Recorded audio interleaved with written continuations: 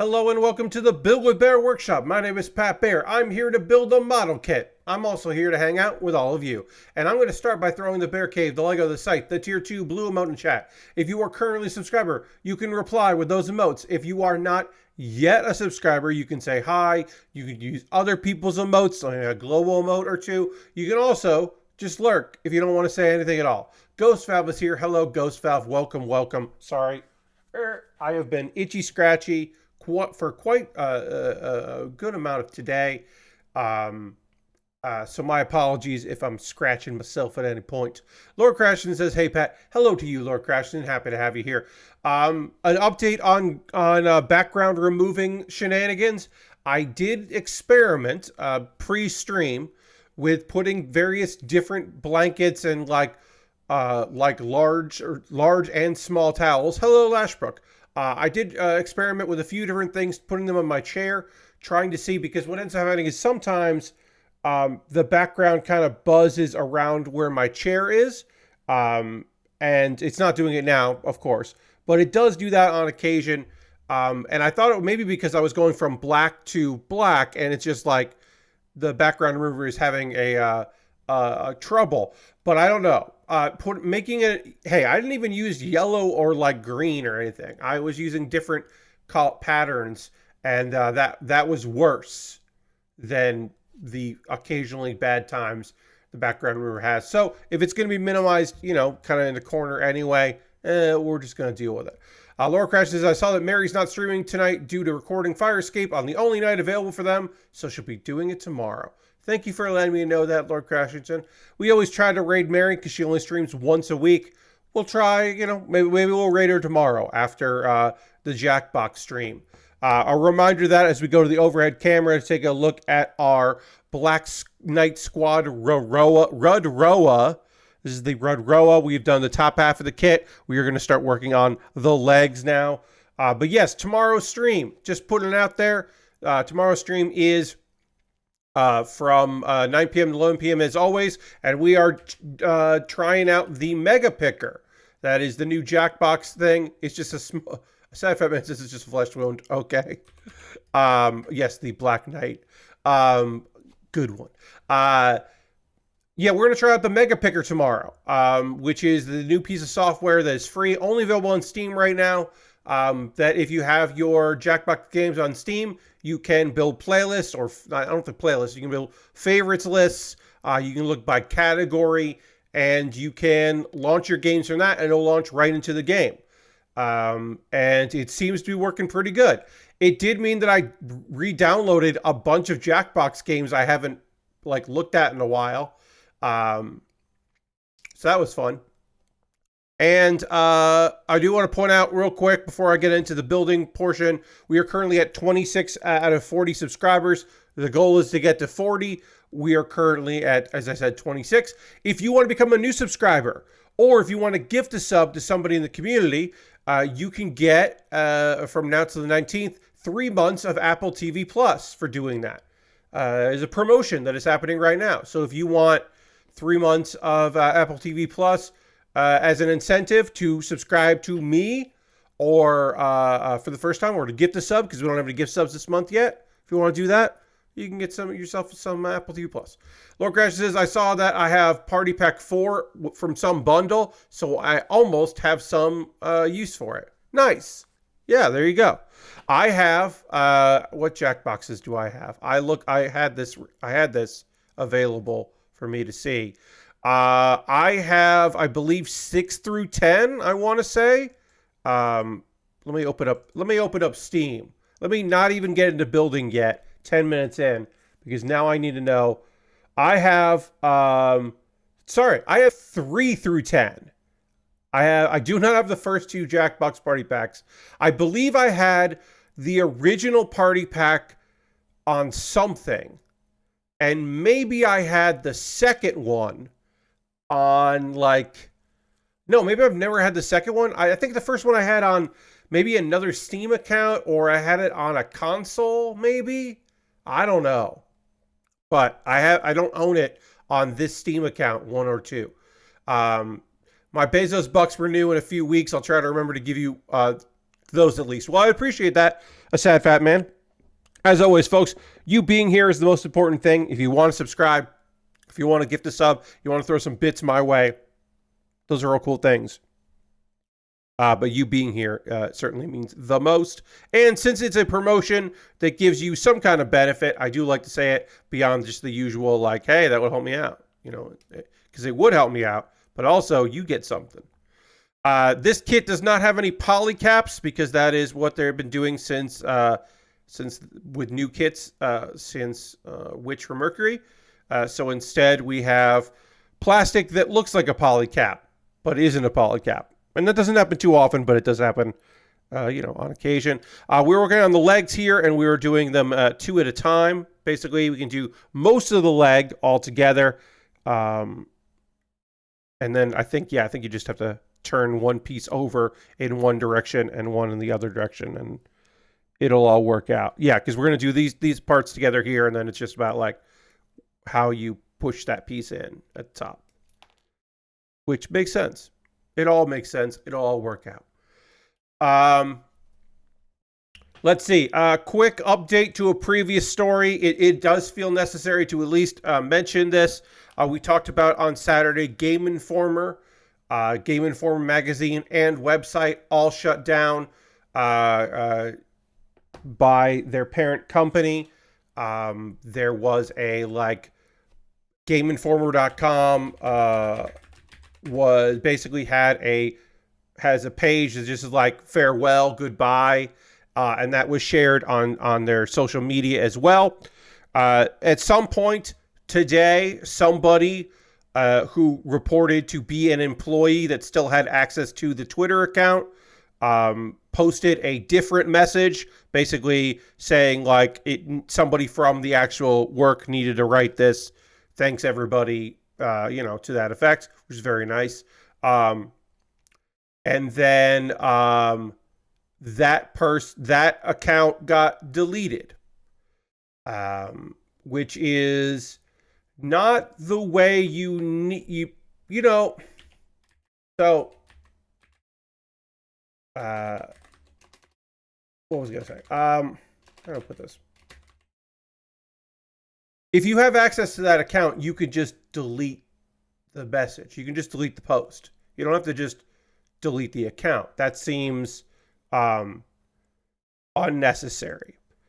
And again, should just point out, we don't know who deleted it. It could be somebody else who is feeling less nostalgic and more chaotic.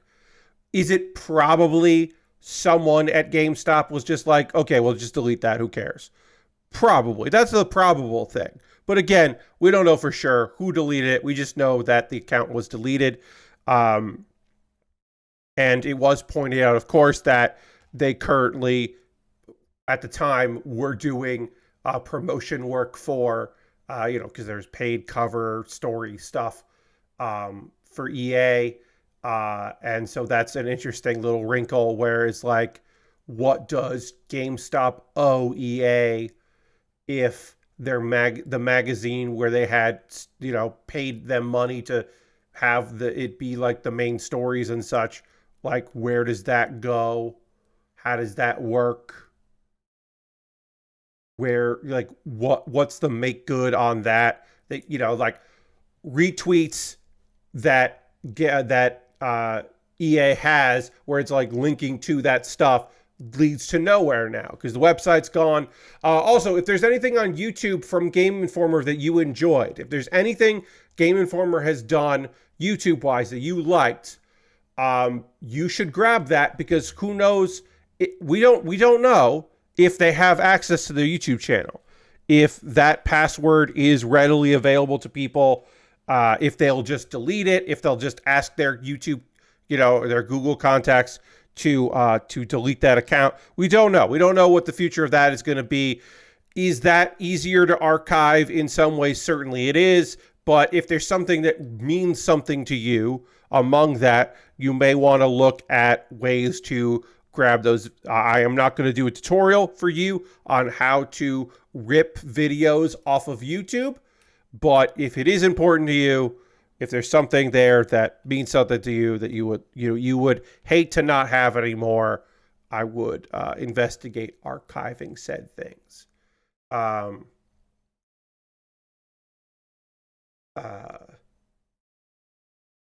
Sucks for any PR that retweeted Game Informer on Twitter. Yes, somebody should just change the password and email, take it from GameStop. Well, the account's been deleted, and most likely it will not be available. It will not be able to be restored. But yes, if you're speaking about the YouTube channel, certainly, it is a possibility that someone out there who has the keys could possibly go in and change the locks, but who knows? It was funny. Somebody mentioned that they assumed that. Yeah, you meant the YouTube. I know the low question. I figured it out once we started talking.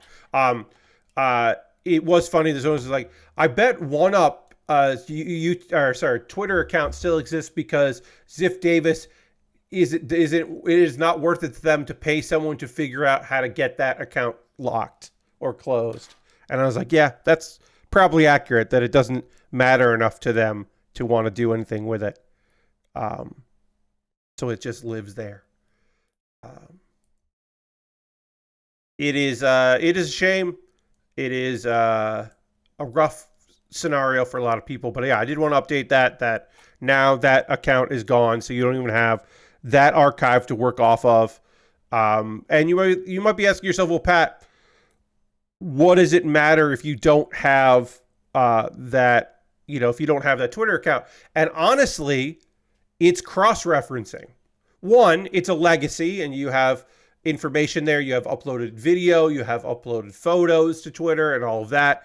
But a big part of it is cross-referencing. So if you are trying to build a repository of stuff that was on that website, having a easily referred to thing where you can be like, well, I can download the archive of their tweets, and then I can cross-reference. I can look for like words and subjects and like top story or like front page or whatever, and cross-reference that to like what the link should be, to then, in effort to use the Wayback Machine, catalog those things or cross-reference or go, hey, there was a feature on the 15th of December 2017 that nobody has, but we know so-and-so wrote it, and we know it was about this. Does anyone have that somewhere? We're trying to piece together the stuff that we're missing. If you're trying to put together every feature or whatever. Having a cross-reference like that would have been very helpful. And unfortunately, that's now no longer the case, unless people immediately on Friday rip the archive of tweets, which is possible. I don't know. I can't tell you for sure if someone's done that or not, but it's possible that someone might have. But that's the same way that it's like yeah, you want, if you want various little silly videos that Dan Riker did, or world record attempts, or just coverage on things on their YouTube channel, you should probably look to back those up on a personal level if they're personal for you.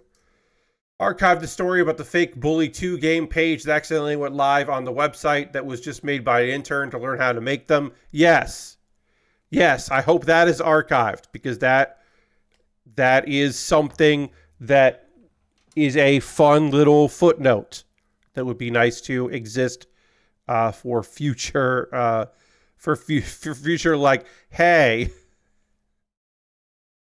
you gotta, like, dummy pages shouldn't look like real pages.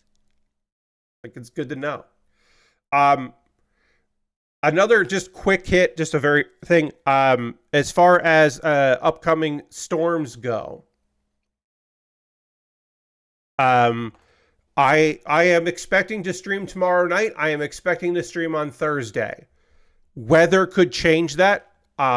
Keep an eye on my social media accounts. I will keep you updated on that.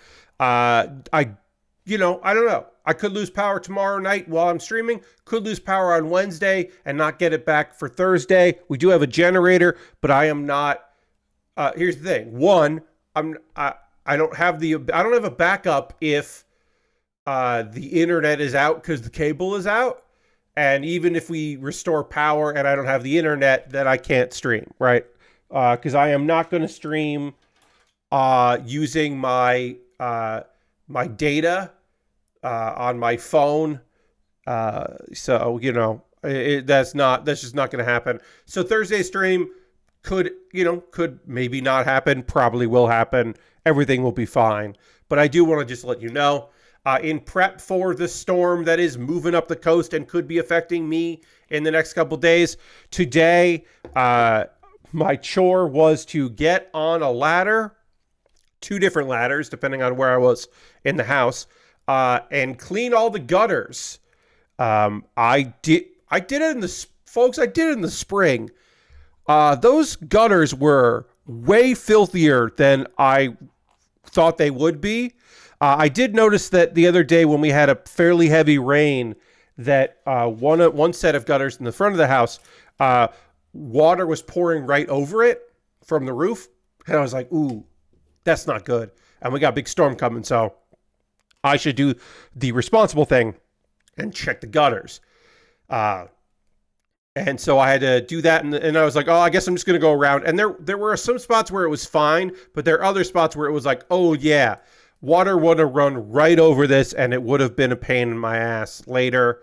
And we could have had some water seep into the house and all that. So that was like an hour and a half of going around the house using the different ladders, because most of the house I can lean a ladder to the side, but the front of the house, the way the gutters are from the walk, I can't lean anything to get at them. We have a 12-foot ladder the giant old wooden ladder that I had to set up, and that's it's just a fucking pain in the ass to set that huge ass ladder up. So I had to do that. It ended up working out all right, but it was like a very annoying, hot, sweaty thing that I had to do today, just so that the gutters can be filled up. So that means that probably when all of the leaves start falling, I will have to do it again, because I bet if we do have 20-mile-an-hour winds, that there's going to be a bunch of bullshit in those gutters that I'm going to have to deal with later. Ugh. Debbie's dropping a lot of rain on the East Coast. Yes. Storm, hurricane, whatever it is. Debbie is no joke for a lot of people, and we have not seen Debbie yet, but I expect to see Debbie soon. Yes. Now, my hope is, honestly, one of my hopes is, obviously, I don't want it to be super a big problem. I want it to be fairly minor. I would prefer if things did not go bad. But also, selfishly, I want the 2 items that I have coming in the mail to arrive.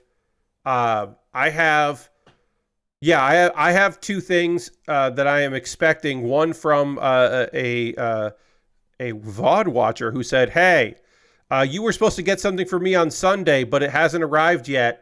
I don't know when you're going to get it. So I'm supposedly expecting a package sometime in the next couple days from them. And then also I have a package coming tomorrow. And I hope both of them arrive before it gets bad, and that it doesn't fucking arrive. You know what I'm saying. Hey, postal carriers, mail carriers, all that. The UPS and FedEx people, they're in for a rough week. I know, but selfishly, I want my stuff. I want that thing that someone bought off my Amazon wish list to arrive so that I can build it.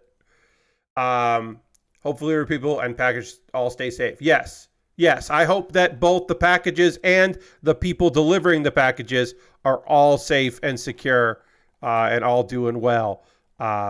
Certainly. But I also want my stuff. I want people to be safe. I want my stuff. Lord Crashton says, we got 4.25 inches of rain on Saturday, which got us just above the rate we should have been at before then. Nice, yeah. I mean, that's the thing, really, like, it rained a little bit today. It's been raining a lot the past couple weeks, which is good because we were definitely needing it. And you want a little bit of rain over several days. Certainly, you don't want it all at once, because then you get some flooding and all that. And my hope is that just things keep up. I hope I don't lose power. I hope I don't, if I got to go out and clean out a grate, I can do that. I have watched enough YouTube video compilations of people cleaning drains to know what I'm doing out there. I actually we do have a few things that I could use. If I'm mostly joking, but we do have a few things in this house I could use to help with that.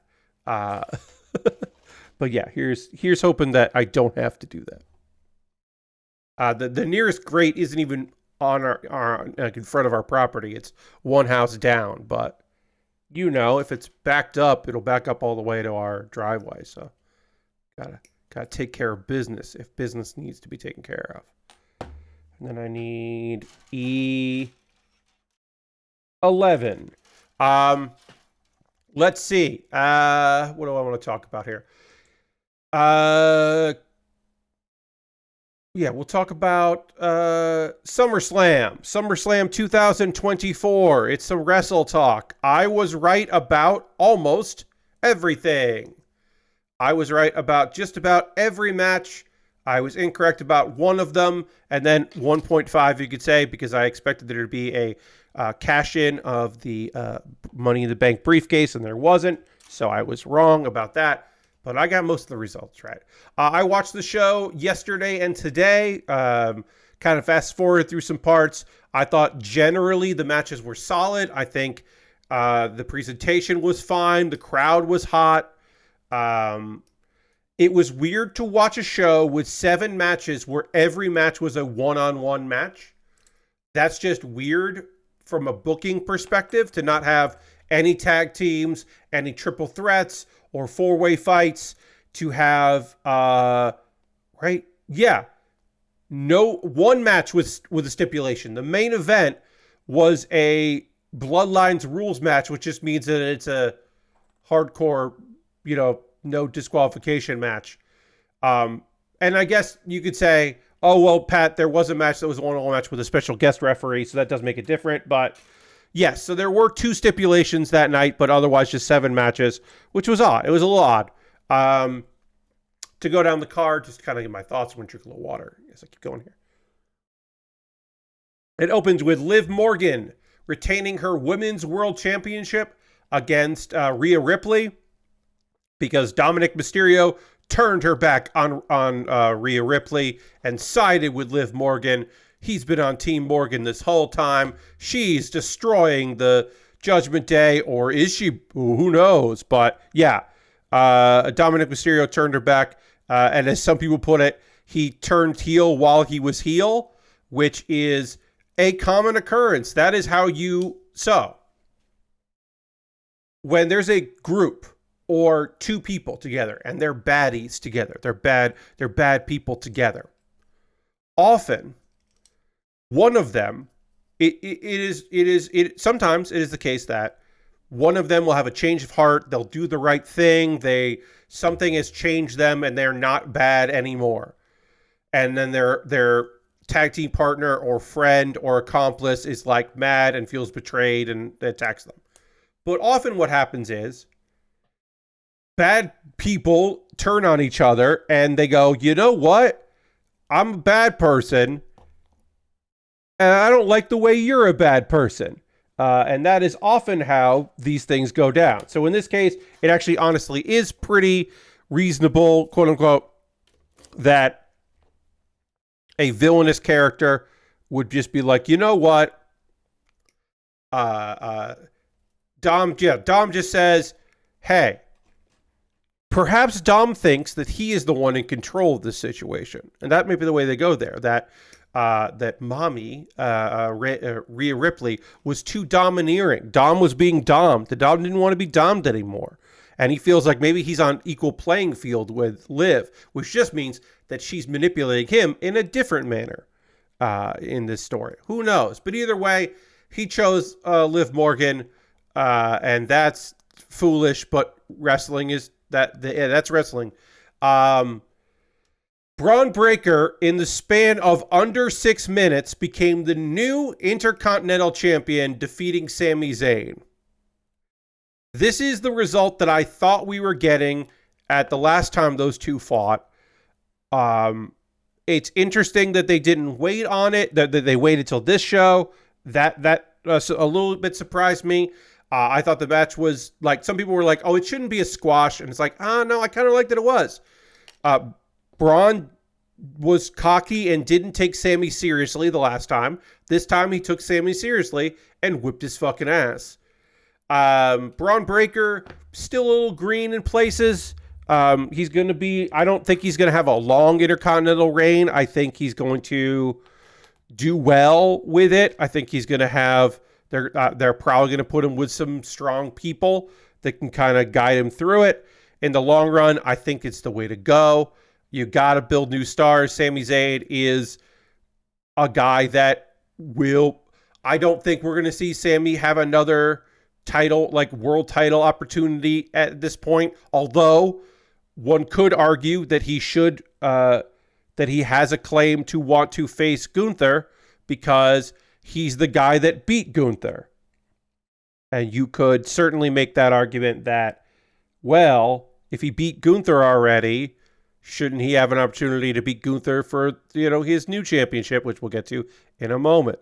And I don't disagree with that sentiment. Okay. I think that's like valid.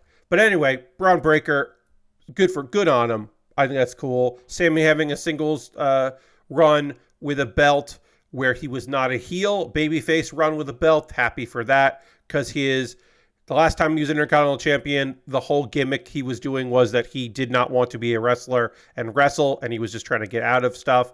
And this way he got to wrestle his ass off. That's fun. Wasn't a long reign, but it didn't need to be one. LA Knight defeated Logan Paul with Machine Gun Kelly in Logan Paul's corner to win the United States Championship. I do not think that Logan Paul losing had anything to do with Logan Paul's terrible transphobic tweet. I don't think it had anything to do with the investigation on business partners of his that just came to light in Canada. I don't think it has anything to do with ongoing litigation with Logan Paul and his crypto zoo bullshit. I do not think it had anything to do with anything except for the fact that they wanted to move the belt. They wanted LA Knight to have a big moment. They've been planning to do this. They wanted Logan Paul to lose in his hometown, or home area, I should say. He's not technically a Cleveland boy. He's a Cleveland suburbs boy. They wanted that because they thought that would be great to do it in. It was a big stage. They got a lot out of the Logan Paul deal. They will continue. Yes, he had Machine Gun Kelly. Machine Gun Kelly lost it for him. No, I think they did it because this story between the two of them has been going on and off. It spilled into King of the Ring. It has been a story between the two of them for quite some time. Oh, I finished everything on E1. E1 is done. This was the culmination. It's a little bit overdue because LA Knight is not old, but he is older. So we've got years on him, but at some point, if you want to pull the trigger, you pull the trigger. So they are finally pulling the trigger on on LA Knight, which is great, and what you want to see. I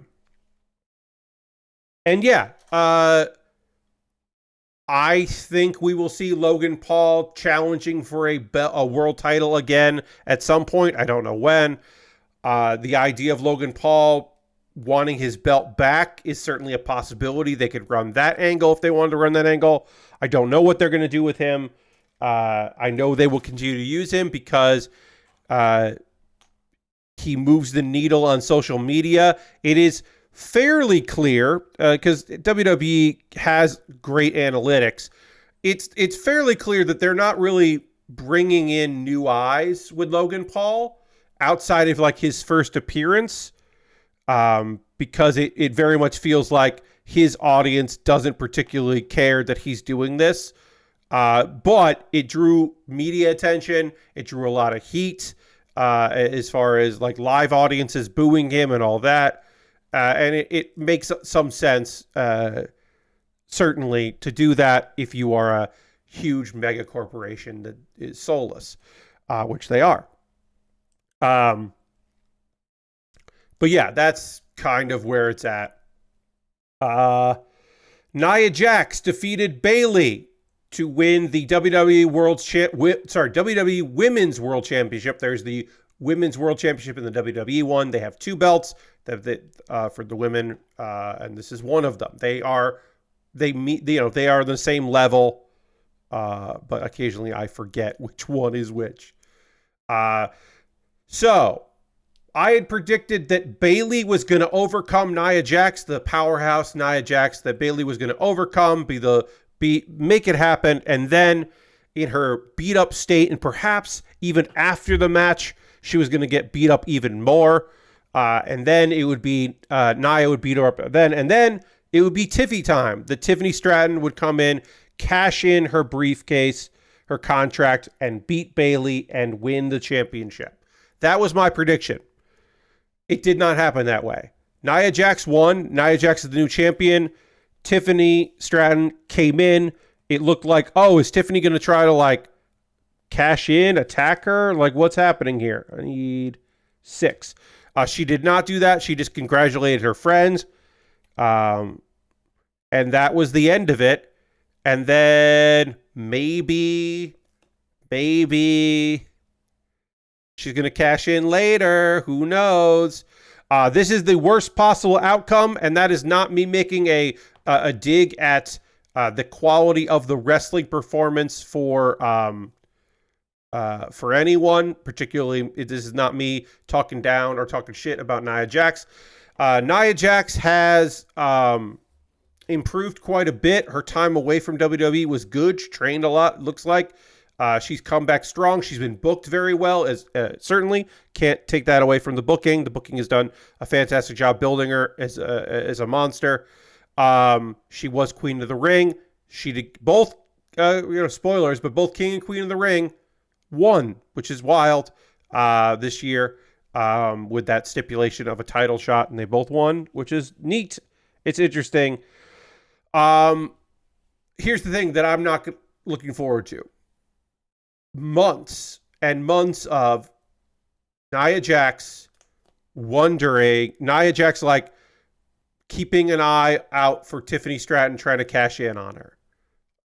Or Tiffany, a tag team, took advantage of Nia and is this where she cashes in? Is she going to have a match against Nia? Is she going to try to beat Nia now? What will probably end up happening is months of that, and then Nia Jax will retain the belt against somebody, and then Tiffany will cash in, or someone will beat Nia Jax and then Tiffany will cash in on them. That's probably what's going to happen. We are doing some color correcting stickers here. Look, I don't mind this. These aren't my favorite, certainly, to do this kind of thing, but I understand these all of the Black Knights don't get built unless they're you're getting as much of a design as possible out of them, and then doing color correcting. That's fine. These don't have bends to them. I'm not bending around a thing, so that's fine. That these are not perfect, and I have to add stickers all over the place. Gunther, the men's King of the Ring, defeated Damian Priest by submission, technical submission, to become the World Heavyweight Champion. I skipped a match. That's fine. We'll go back to that match. I just realized I skipped a match. Gunther won. Some people thought Damian Priest was going to win. Finn Balor turned his back on Damian Priest. The more troubles with Judgment Day continue. Who knows who's taking whose side on what? What's going on? Why did Finn do it? I'm sure there was something on Raw, but I didn't watch Raw. I didn't watch the first hour of Raw, so I don't know. I'll find out later. Why would he do this thing? Why, Finn? Why? But anyway, Damian Priest lost the belt. Gunther's the new champion. It felt inevitable. People were like, no, he's going to lose here, and then he's going to win in Germany, because they've got a live event in Germany coming up. And while Gunther is Austrian, he will be well received in Germany. And I was like, nah, they're gonna put him up against a heel and treat him like a babyface just for that show. He'll be champion going into it because then he can do press about being champion. And WWE has already done, here's your hometown boy. They are going to not win the big one. They already just did that with Drew McIntyre. So at Cardiff. So I was like, no, they're not going to. Not Cardiff, in Scotland. Like, they're not going to do that again. They just did that shit. They ain't doing it again. Who knows? Honestly, who knows? They might do it again. They might have Gunther lose in Germany, but I find that less likely than what is happening, which is that Gunther is champion and Damian Priest is gonna, I assume, turn babyface. I assume he will be feuding. Maybe he and Rhea will form a collective with somebody new and face the folks at Judgment Day. I don't know. Get R-Truth in the mix, who thought he was in the Judgment Day for a while because he's a silly man. Get him to help out. I don't know. I don't know what they're going to do, but they'll be feuding, I assume. I think Damian Priest as world champion will be forgotten in the grand scheme of things. I thought his reign was fine. I don't think it was particularly great. I think the biggest downside to Damian Priest being champion is that Gunther is the one that took the belt off of him, because this might be a fucking long ass title reign of Gunther just beating people up for a very long time.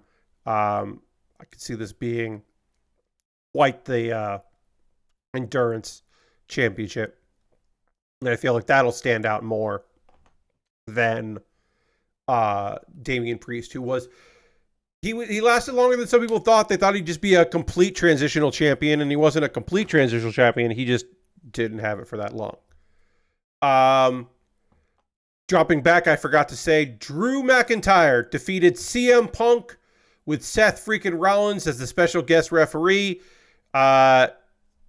I saw some people being like, oh, I thought they were going to keep having Drew lose. Drew was just going to lose and lose and lose and lose, and they would finally build to him winning, and by the time he won, he'd be the babyface, and Punk would be the heel. And I was like, that is assuming two things. One, that Punk is going to allow himself to be a heel. I don't know. And two, that CM Punk will exist in a body that can handle that kind of a storyline. I'm saying this. I think Drew McIntyre won because, hey, you're not going to win the belt. We want Damian Priest to retain. You're not going to win the belt in Scotland, but you're going to beat CM Punk when the two of you fight at SummerSlam. And he was like, okay. That's my thought. And two, look, you can drag out the story if you want to drag out the story. You can find other places to go with the story if you want to find other places to go with the story. But at the end of the day, every CM Punk match might be his last match, because he has shown that he breaks apart. Simple, small moves can injure him. He is injury prone at this point because of his age, because of all the time that he spent away from the ring, because of the wrestling style he used throughout his career. And his style does not lend itself to longevity. I am anti-CM Punk. I am of the opinion that while it is hilarious that he fucking went back to the WWE after, in his own words, they tried to kill him, that he's fucking back there because he just wants to spite someone so bad that he went to a place that he reportedly fucking hates. And that's hilarious to me.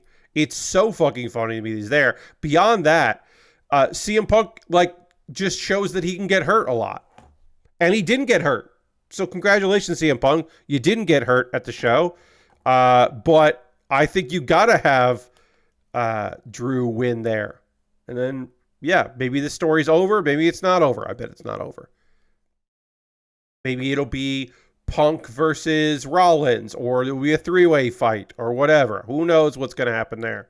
But I am happy that Drew McIntyre got his win in, because, again, you just never fucking know with Punk how many more matches you got with him before he gets injured and needs a bunch of time away.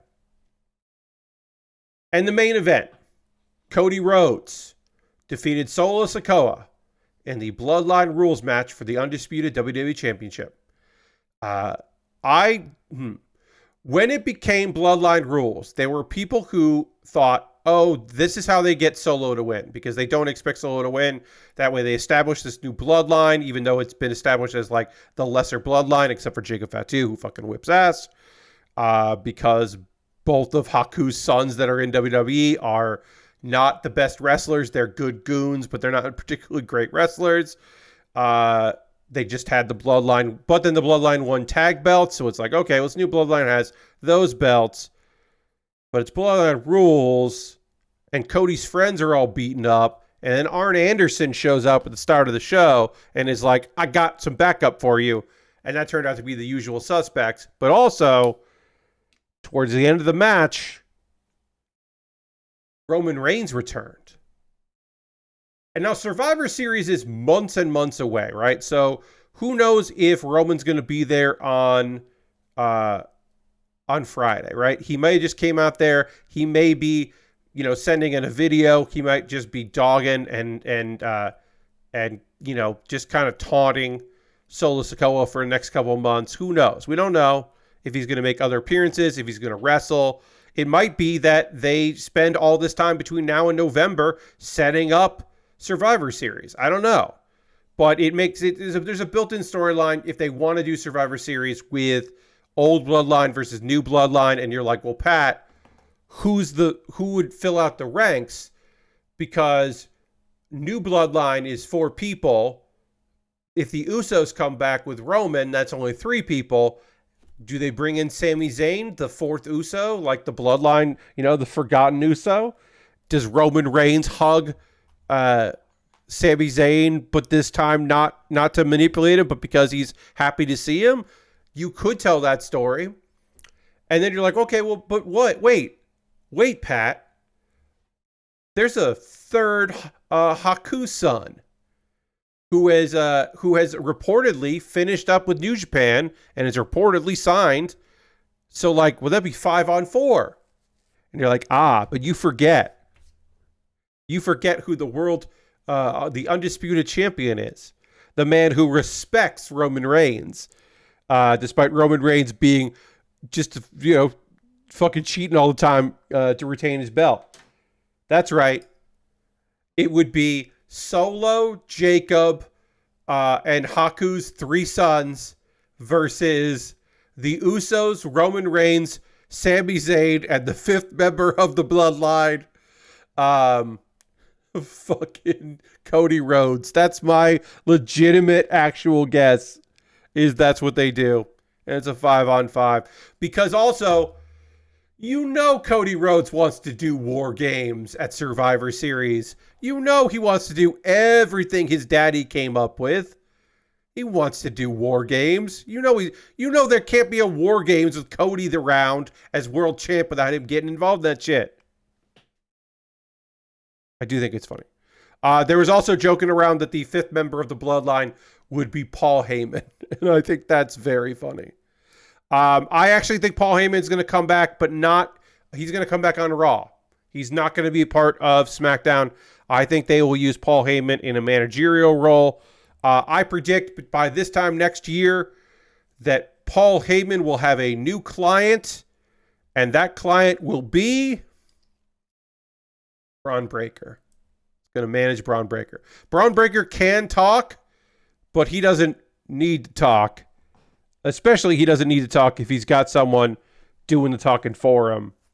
And I think that person should be Paul Heyman. I just think that would be fucking great. I'm glad Roman got to take a bit of a break. I'm glad for Roman that he got to take a break. I'm glad for us that he got to take a break. It also allows him to come back as a babyface, right? If he showed up that next week and he was like, yeah, I lost, but we're going to win it back. And then like Solo took him out. Like that doesn't feel right. This feels right. This feels like, okay, he's come back. Maybe he's a babyface. maybe he's a heel that gets cheered. We don't know yet, until he starts talking. But at the very least, we know, okay, this is gonna turn into people fighting, and it's gonna be a good time. He's gonna get control back. He's gonna run it the right way. We'll see what happens. I don't know.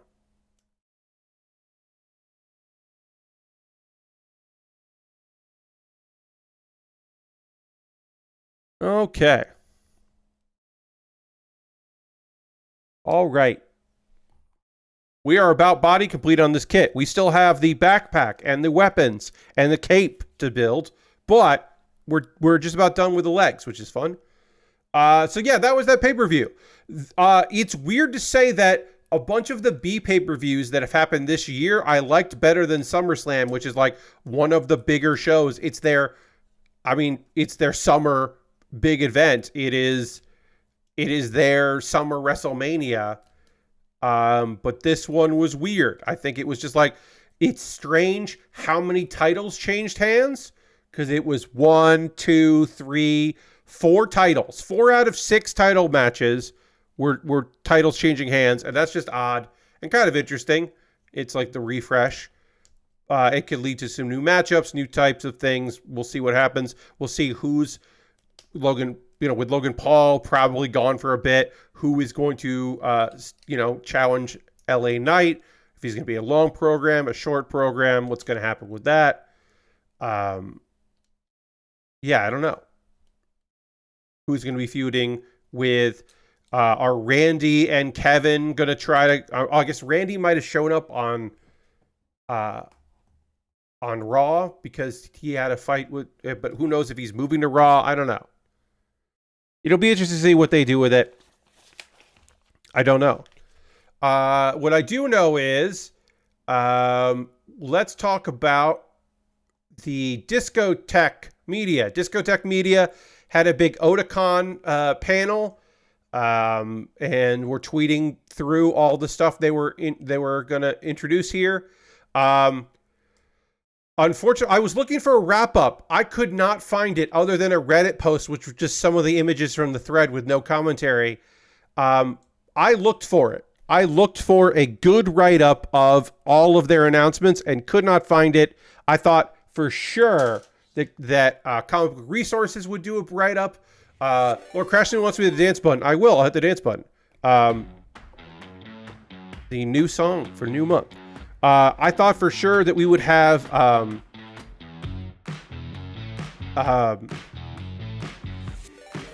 we got raided. We got raided just as dance music is playing. Welcome, Raiders. Hello, I'm Pat Baer. This is Pat Baer's stream, the Build with Bear workshop. You're welcome to come hang out. I'm working on a model kit. We're working on the Black Knight Squad Rud-ro-A high grade.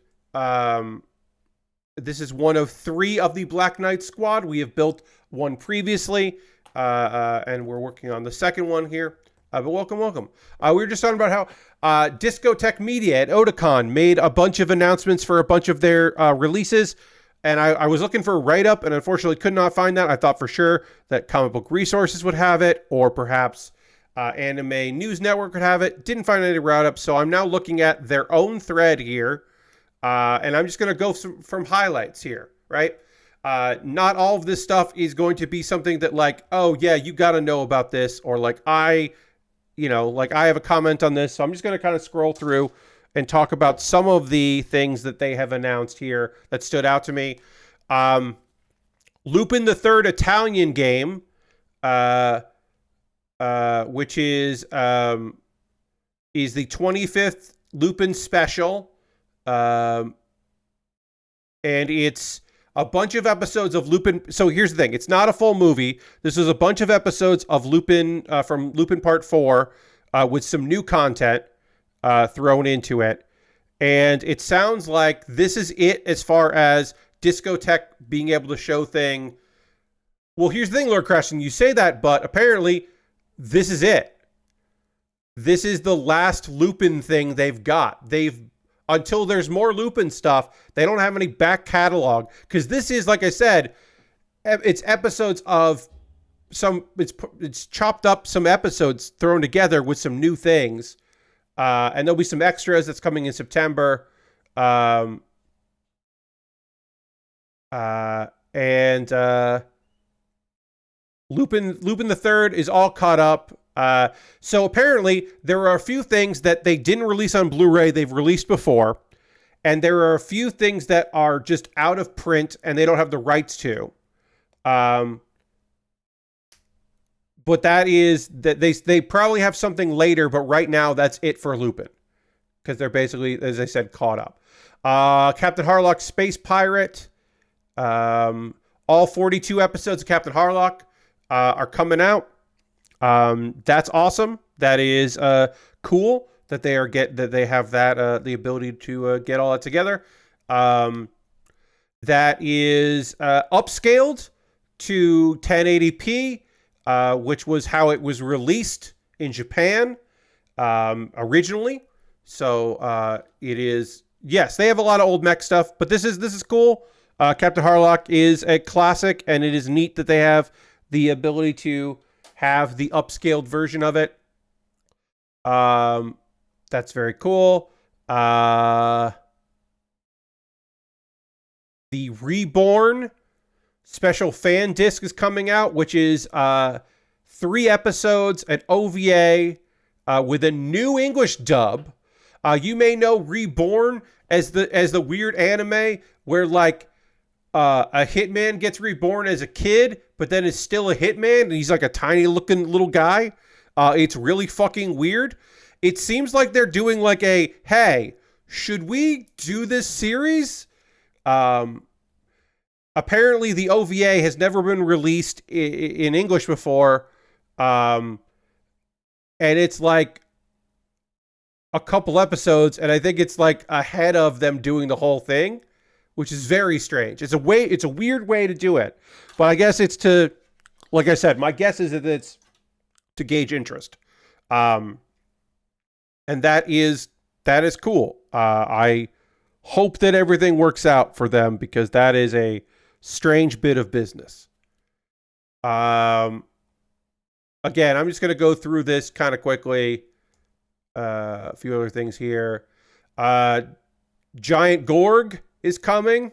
Giant Gorg just looks... I have not seen this in a very long time. This is all 26 episodes. It is a HD remaster of the original films. Japanese with no subtitles. And that is some classic ass mecha. Giant Gorg is just a fun name. It's a very fun name. But there's other stuff coming. You know, it's part of the line. There'll be other stuff here. Space Musketeer Bismarck is a thing that I like. I have never seen this. I like know about it. The largest Gorg you've ever seen. Yeah. Space Musketeer Bismarck is a thing that like is a name that I know, but I have no idea. I'm just like, what? Like, what is they're fighting Deathcula. Is that a vampire robot? Is that a vampire man? What is this? So I will say this. I have never seen anything of Space Musketeer Bismarck, but I have seen Saber Rider and the Star Sheriffs, which is what Bismarck was cut up and repurposed as. So even though I've never seen anything from Space Musketeer Bismarck, I have seen Space Musketeer Bismarck in chopped up, reformatted form, regurgitated form. So I'm like, oh, shit, all right, that's cool. They got some more Toku releases of things. Kamen Rider V3. They got, let's see, Chie the Brat, the second series, which I have never seen. Chie the Brat, so I can't comment on that. I mean, it's this shit. It's SD Blu-ray. I mean, it is an evocative art style. This main character, I'm just like, yeah, This girl probably sucks to be around, but is awesome to watch as an anime character. One of those where you're just like, oh yeah, I bet she's a nightmare, but I bet it's very fun to watch her do stuff. This piece does not want to pop in right, so I'm trying to pop it in here. To this side.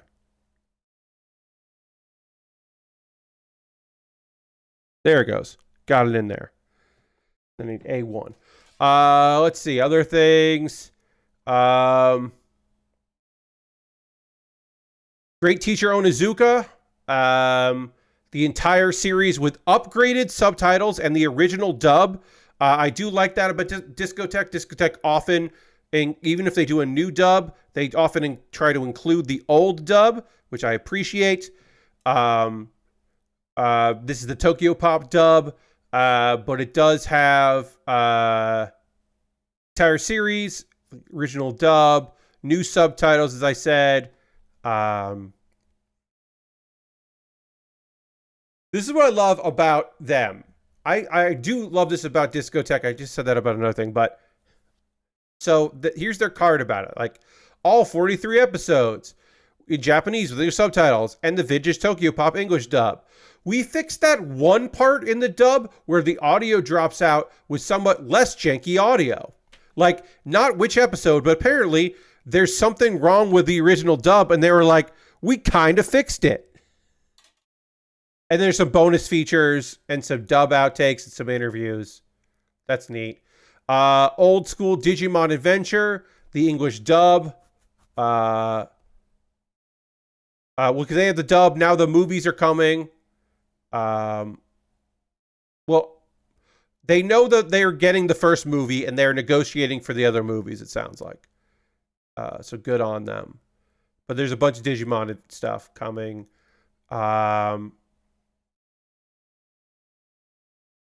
Magical Girl, Lyrical Nanoa is coming out. Strikers, so that they've had some of it. They're getting more. Yes, more Digimon on the way. They're got a bunch of that.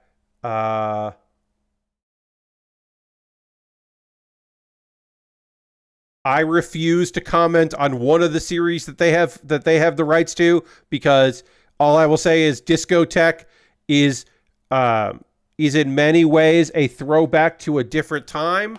And by that, I mean, sometimes they license shit that you're like, hey, what the fuck are you talking about? Why are you licensing that?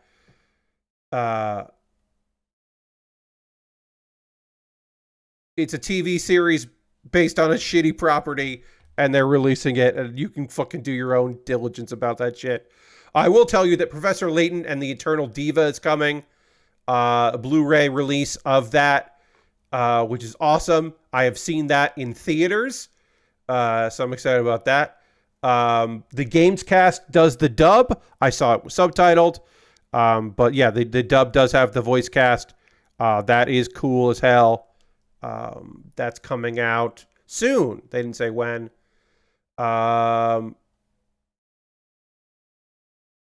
Yeah, that's we knew this already. That they released this year the complete 1997 TV series of Berserk. The demand for that has been very high, and apparently they have more copies. They're continuing to try to meet demand for that. So I think that was their subtle way of saying, hey, it's out there. Like you don't have to do resale. You don't have to do resellers for this shit. Like we know. And I think that's it as far as that. There was probably a few things that I missed. As I said, I did scroll through some stuff. And they have some stuff. Oh yeah. They had more. Yeah, they had more things to say. You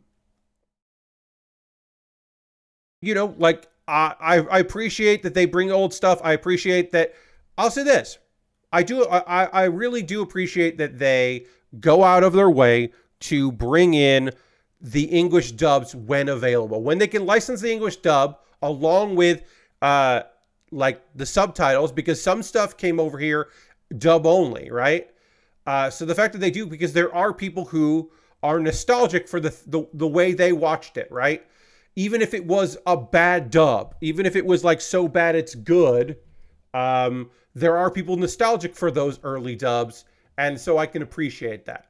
That they would go out of their way to try to license not just the anime, but also the dub version. But then, make it a multilingual track and give you the subtitles if that's what you really want. And sometimes they've cleaned up the subtitles. They have done a different pass at it.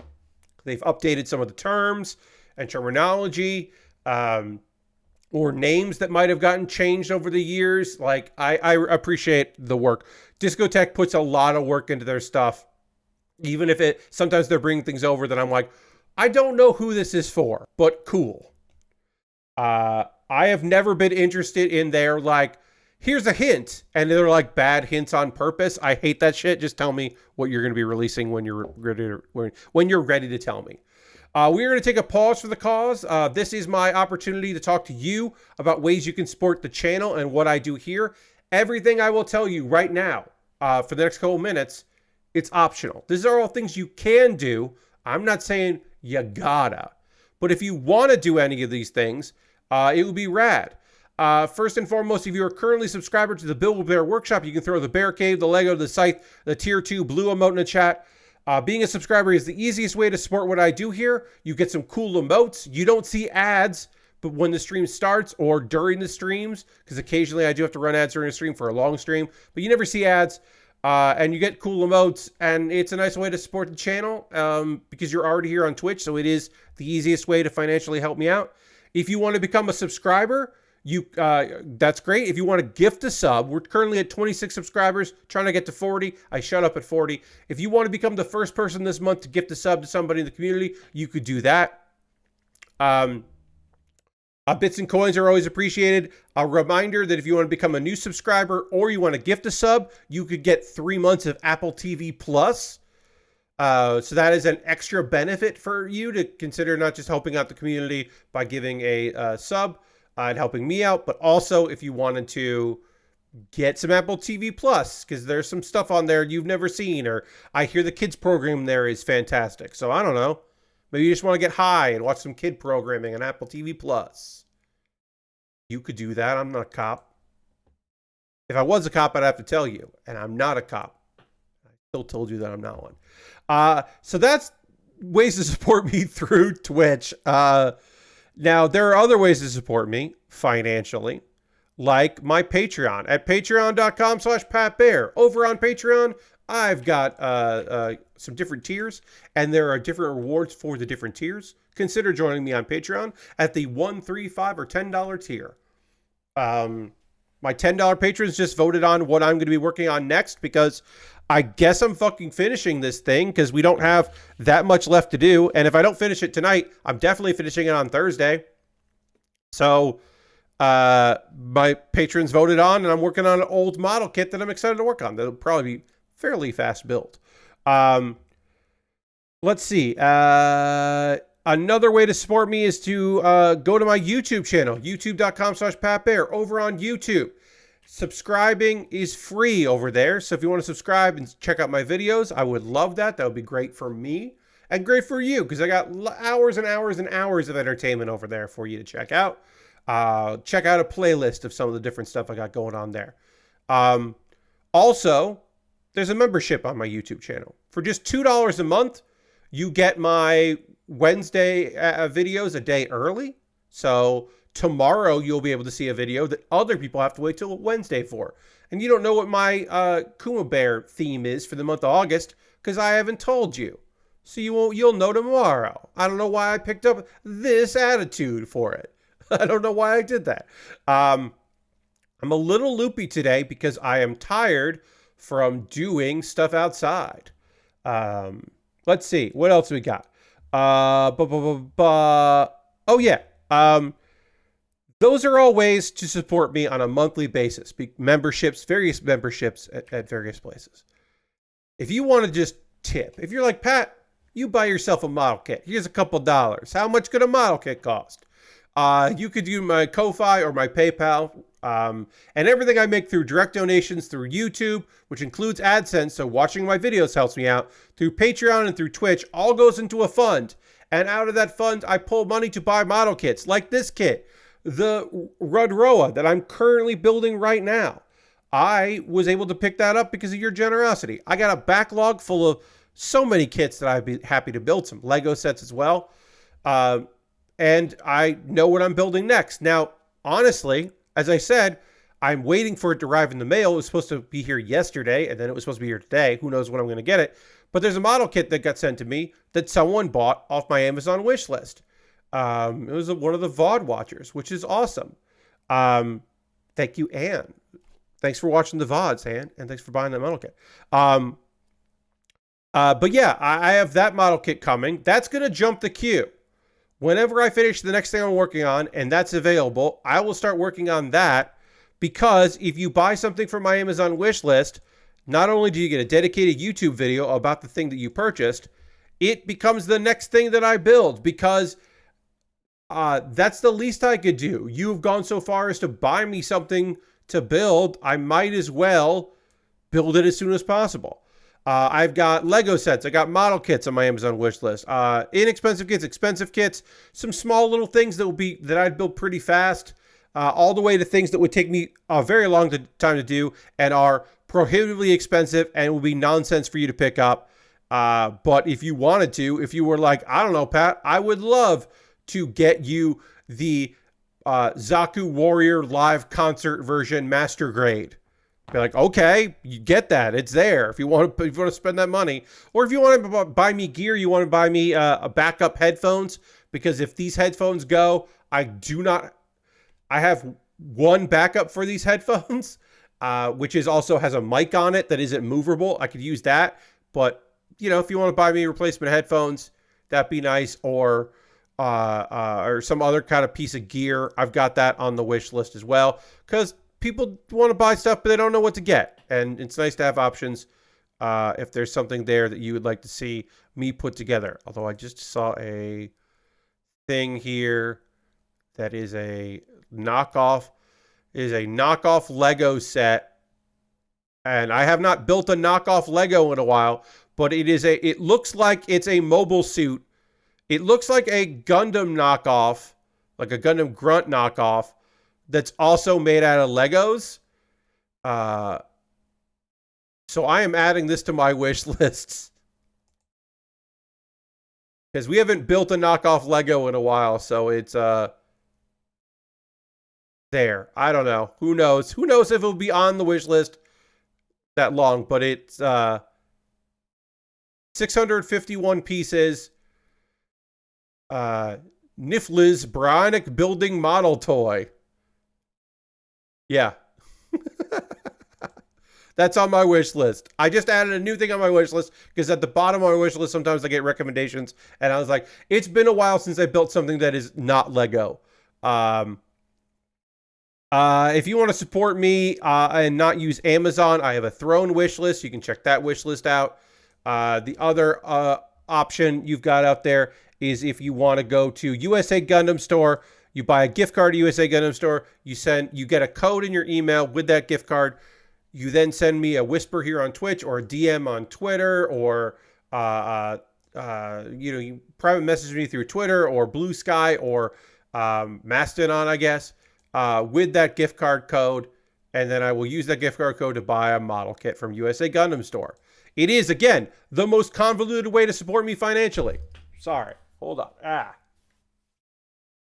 I can just feel little bits of crud. I cleaned up, but I can just feel little bits of crud from cleaning gutters. Anyway, I got a couple of video links for you to check out. Then we'll go back to model kit building. My apologies for this taking so long. Sometimes it takes a while. Here are the video links, the various links that I would like to send your way. I put up a new episode of Pat Bear's Anime Club today. It is my summer 2024 recommendations. I recommended 4 shows, 2 of which are an isekai, but they're both very fun. And then shows that are not isekais. Wildly different kinds of shows, all new shows that I think one of which would appeal to you and that you might like. Also, Kuma Baer. Kuma Baer is my weekly anime recommendation series. I will have a new theme for the new month on Wednesday because it'll be, August. So I'll have a new theme. This is from the end of July where I was recommending shows from the previous, the spring 2024 anime season. And so I talked about The Many Sides of Voice Actor Radio, which is a show that I really liked. I don't feel got enough love. It is a romance series that's really not maybe about the romance, but is more about the camaraderie. And it's fun. It's a fun premise that I enjoyed. So I have a manhwa to talk to you about. I have a manhwa that I've been reading. And then I also have an anime that I've been watching. And that's what we're going to do here. So it's not the return of Manga Monday. It's the return of Manhwa Monday. So we'll start with the manhwa and then we'll talk about the anime. But before I talk about this South Korean comic and then also talk about an anime that I've been enjoying, I do need to drink some water and dramatically transition to the overhead camera as we continue to work on the backpack right now.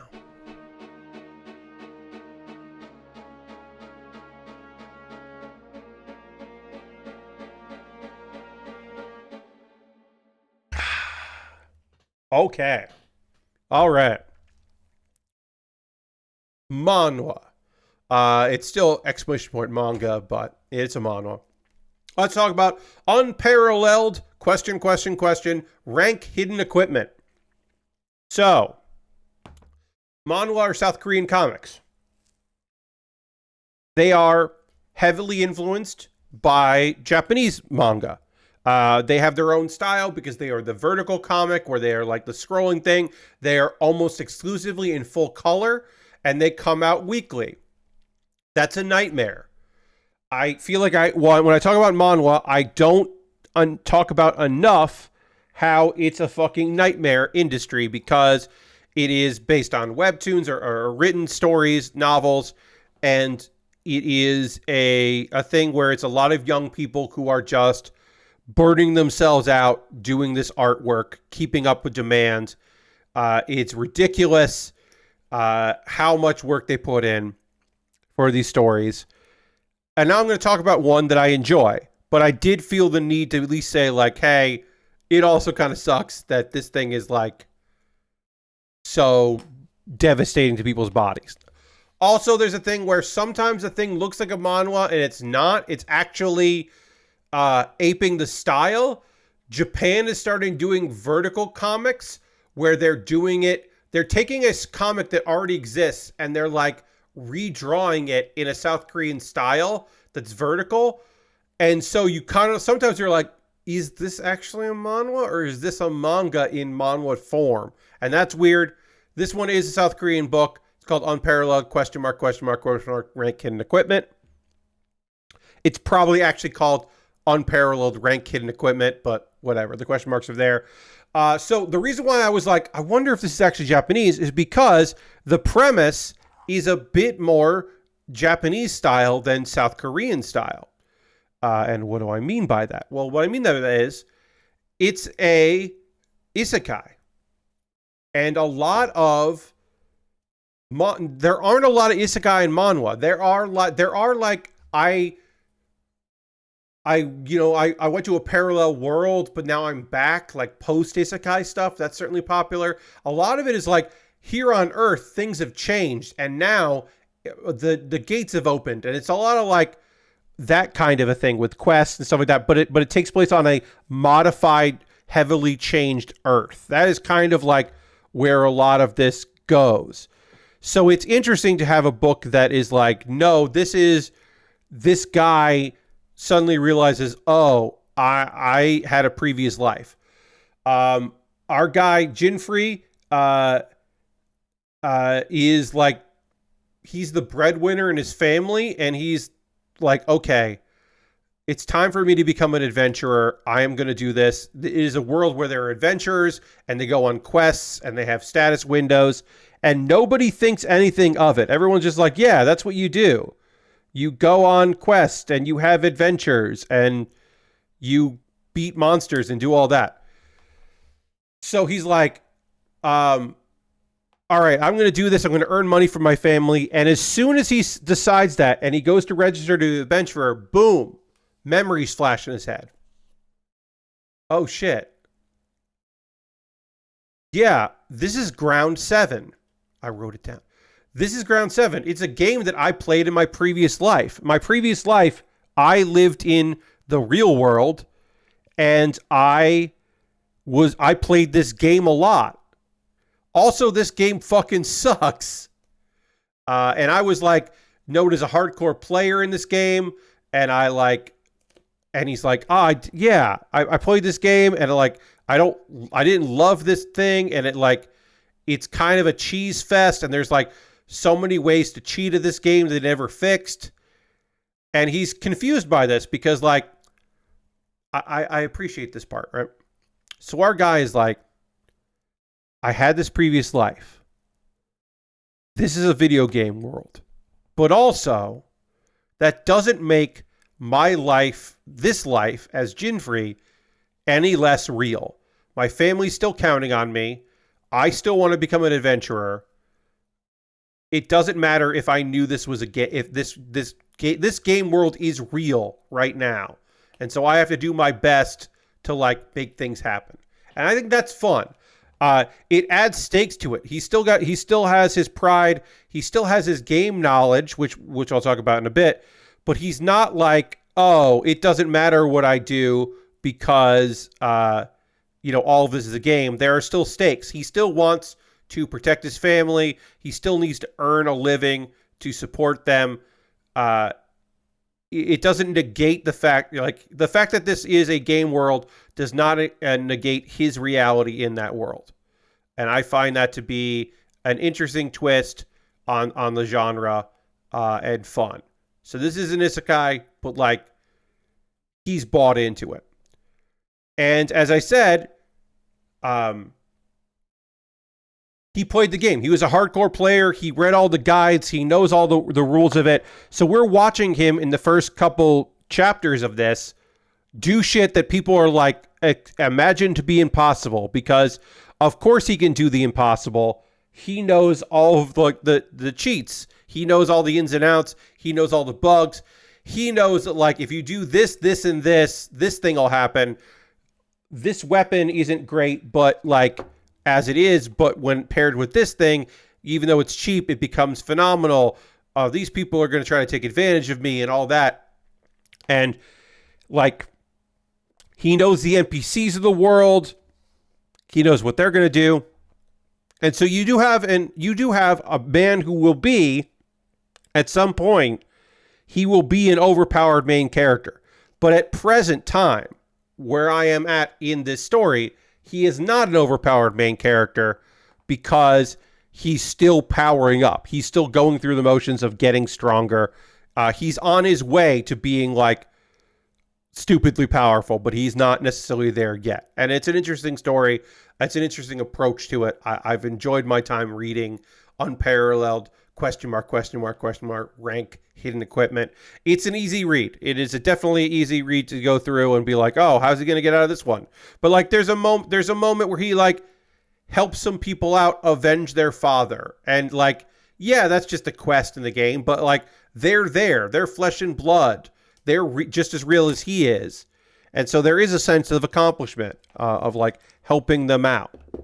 And it also, if you like a dude who looks weak but isn't weak, beating the ass of people who thought they were there to take advantage of him, that they were going to like really fuck with this guy's shit and then just get owned.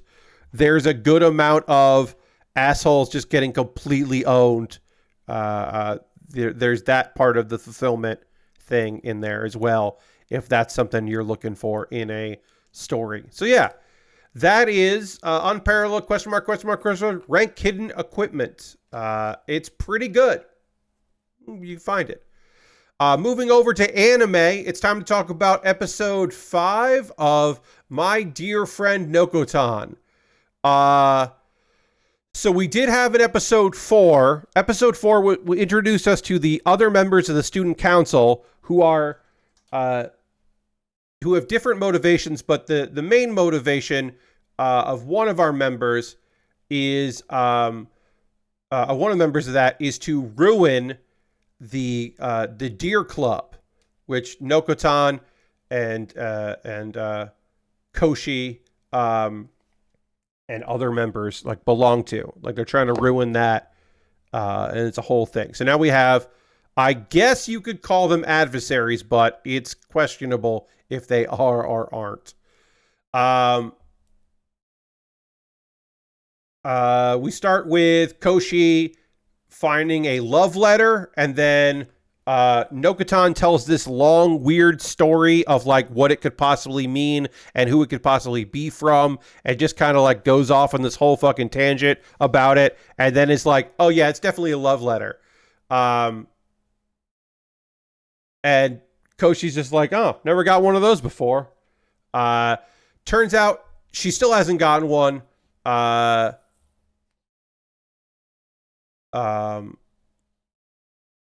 you're like, oh, you're going to go on a date? Whatever. And then Nokotan's like, you should go on a date. You should go on a date. There's also a whole thing here where Nokotan breaks the fourth wall and is like, that Nokotan was expecting to have fan letters because she knows that the publisher has been receiving fan letters about Nokotan, and she's like, why haven't they sent me the fan letters? So there is for a gag, probably not for the whole thing, but a gag that exists where Nokotan is self-aware that she is a character in fiction. And so that I was not expecting. Apparently it is not a love letter. It is a letter challenging her to a fight. And so Koshi shows up to wherever this challenge is from, because she, even though she's trying to hide that she used to be a delinquent, she's still not going to back down from a challenge. Two people show up, and it's somebody that wants to be the strongest girl in the city, and she can't become the strongest girl unless she defeats Koshi. And Koshi's like, fine, you know what? I'll fight you. I understand. I get it. And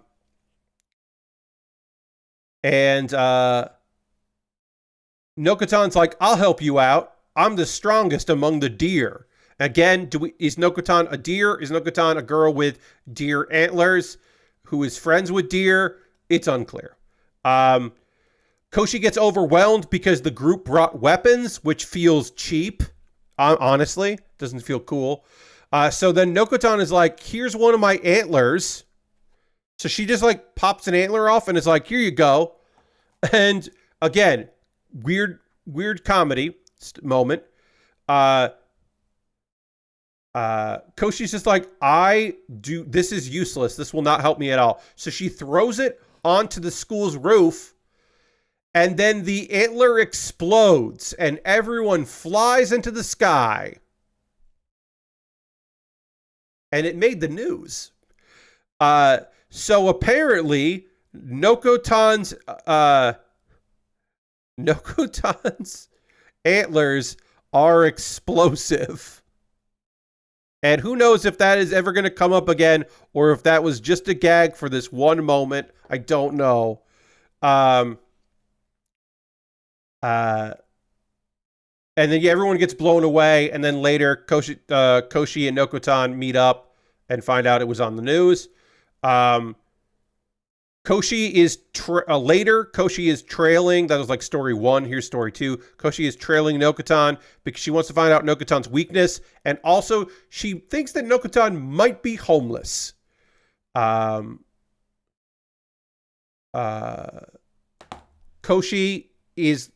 Looks like Koshi is going to eat, looks like Nokotan is going to eat her own horns, her own antlers.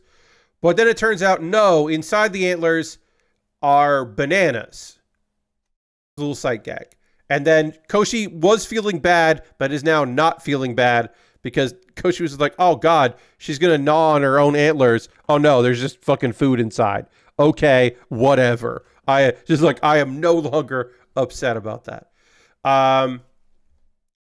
Nokotan shows up, walks over to the Hino Zoo, and Koshi follows her, and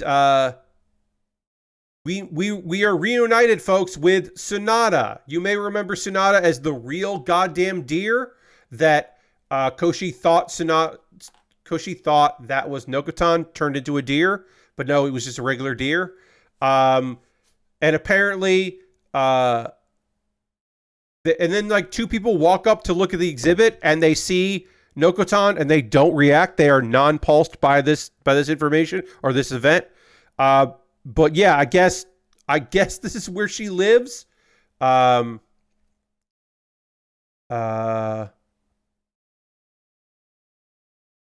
There's a whole Nokotan does a weird like dance ritual, and then she spots Koshi, and then they go and spend some time together. They have bubble tea, and then they leave. And then the narrator decides to make fun of Koshi for not following Nokotan anymore. And then we head over to Neko, the student council vice president who wants to take over the student council and wants to stick it to Koshi. And she wants to destroy the Deer Club. So she is looking for an opportunity to find Koshi's weak point. And she tries to break into the Deer Club room, but Nokotan is there and freaks her out. And Nokotan thinks that Neko wants to join the club. So she leaves to get ready to throw a party to welcome Neko. But then Neko is like, no, this is not what I don't want to join the Deer Club, which makes Nokotan sad, of course. So then Neko needs to cheer up Nokotan. And by getting a tour, and then Basame and Anko show up, and Nokotan's like, we need to do our exercises,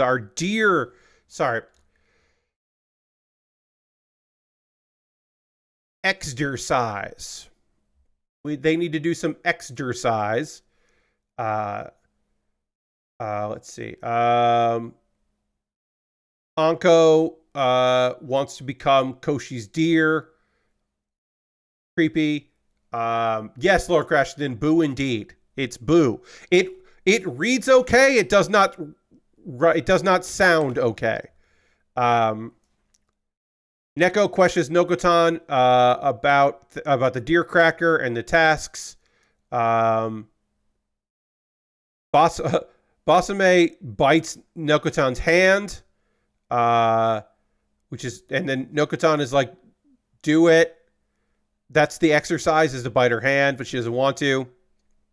They talk about Koshi a bit. This is a weird series of events that happen very fast.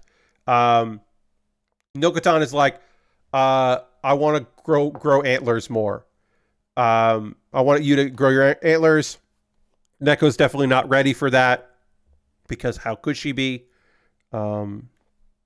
Because that's a ridiculous thing to want to do. Or it would be also impossible. Nokotan says that Neko has deer talent and does not elaborate on what that could be. So Nokotan is like, please imagine your antlers growing. And so Neko thinks about that, but then Nokotan's antlers grow instead. And then Nokotan's like, you did great. Here's some antlers. And Neko leaves happy. And then she's like, wait. She's like, oh, I got antlers. That was nice. Those girls are all nice. And she's like, wait, no. I was supposed to find out Koshi's weaknesses, and I didn't do that. And then she's just like, in anguish. And then the narrator makes fun of her. I might have done the worst job I've done in 5 episodes of this show to describe it, but this is not, to me anyway, this is not Pop Team Epic levels of what the fuck is happening here, but it's not Gallon Dino, where Gallon Dino wasn't was surreal, but it wasn't like impossible. It wasn't like fucked up and weird, like non sequitur weird, where this show is in many ways fucking weird as hell and just goes in strange directions. And I genuinely really enjoy it. I have had such a good time with this goddamn show. I really do look forward to it every week. It is the highlight of my weekend, is finishing off the weekend after dinner on a Sunday by watching some of this nonsense. I really do love it. Sometimes I wait till Monday to watch it, but I do check it out. It is really just a bonkers nonsense show that I really, really like. And yeah, it's not for everyone. I know there's some folks out there that just bounce right the fuck off of it, that look at it and just go, nah, I'm good. I don't even know what's going on with this thing, but I really enjoy it. All right, our gun comes together in just 3 pieces. It does fit on the back. It does fit in the hands there. We only had 1 set of hands here, so we'll get that together. We might finish this whole thing tonight. We might not. I don't know. Yeah, I totally understand. Yeah, I understand if its brand of weird is not for you. I get that. But it really is for me, and I'm enjoying it very much. But this season has some good stuff, as I mentioned in my Pat Bear's Anime Club video. There's some quality anime out there this season. There's also a thing that is important to mention and always good is there's a bunch of just like totally okay anime. Like I Parry Everything is totally okay. If you never see that show, you're not missing out, but it's very enjoyable.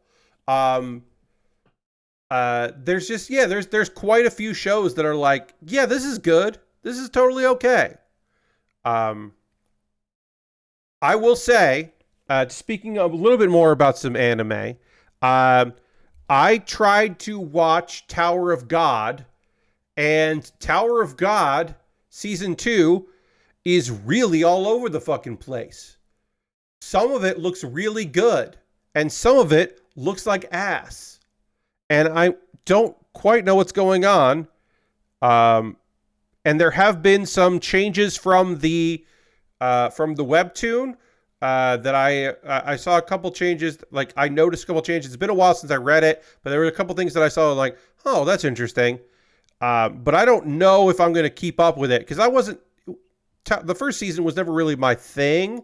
Also, it's not a spoiler to say that the main character of the first season isn't really around yet because the cliffhanger of the first season was that he got fucking pushed away. So Bam's not around, and he is one of the reasons to what I liked about the first season. Lord Crashing asked an important question. What's the worst looking anime you've seen in the past couple years? So that's X-Arm. X-Arm is one of the worst anime I've ever seen. We talked about it a couple years ago. It is done by a studio that had never worked on a full anime before. They had done like cut scenes for video games. It's garbage looking. There are 2D models that interact with 3D models, and they don't look like, none of the characters look like they belong in the same show or in the same panels, or not panels, but like areas. They use digital fog to hide a lot of the problems with it. It's acted poorly. The music is okay. I think the music is like the best part. It's also apparently not like a great manga, but a fine enough manga. It's apparently also not even that faithful to the source material or like a good representation of it. It is the Adventures of Superman It's the Superman 64 of video games. It is just like a bummer for people that really liked it, and also looks like ass and is terrible. Also, the story's not that good, even if it was. Like, oh god, it's a nightmare to look at. It's just awful. It's just an awful series. It should be disqualifying for working in the industry, really. Because it's just like, oh, no, no, no, no. Like, not the ground floor people. I'm talking about, like, the creatives. You know, the top tier people. Like, nah. That should have never come out. That should have gotten stopped at some point. Now is the part of the stream where I want to hear from you, friends. What are you watching right now? What are you playing? What are you into? What's got you going? What's got you excited about? Game-wise, you watching anything? You go to the movies this weekend? What like, are you reading stuff? There's stuff you're looking forward to that you're going to pick up on, this week? Like, I always like to hear from you about that stuff. I will tell you on my end, from me, nothing too, big. I finished that bonus extra summer stage for Power Wash Simulator, the the cruise ship area. Lord Crash says, I did see a tweet reminding me that Game Informer's death means there's no Game Enforcer and no more Darth Clark. Yes, Game Enforcer is gone. The lovely covers are no more. But yeah, let me know what you're up to. For me personally, your friend Pat, I did finish that Power Wash simulating stage. That's a fun stage. I did enjoy that. And then what else? What else have I been up to as far as games go? I did play some Dungeons and Dragons yesterday. It's not a dragon. It's not. All right, if you haven't been following along, I'm playing a game of Dungeons and Dragons with some friends. It's a very good time. We have been in a dungeon, and we discovered that at the bottom of the dungeon, there's a dragon. Our DM, they put a dragon in a dungeon. So we were like, okay, fuck.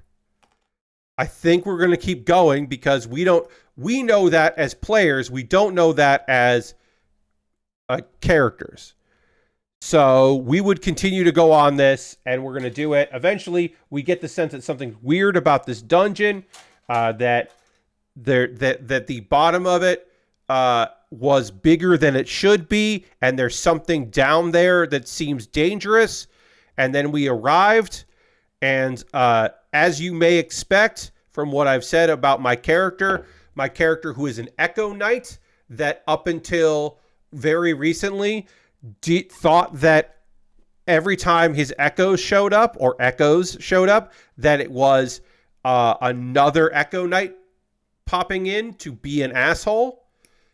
So he was very unhappy about that. He now understands that he's so strong that he makes other versions of himself, and he's not in competition with those other versions of himself. So he does understand that. You may have guessed, yes, my character did want to go and fight this dragon. He was very excited about punching a dragon. He did not get first attack in on that dragon.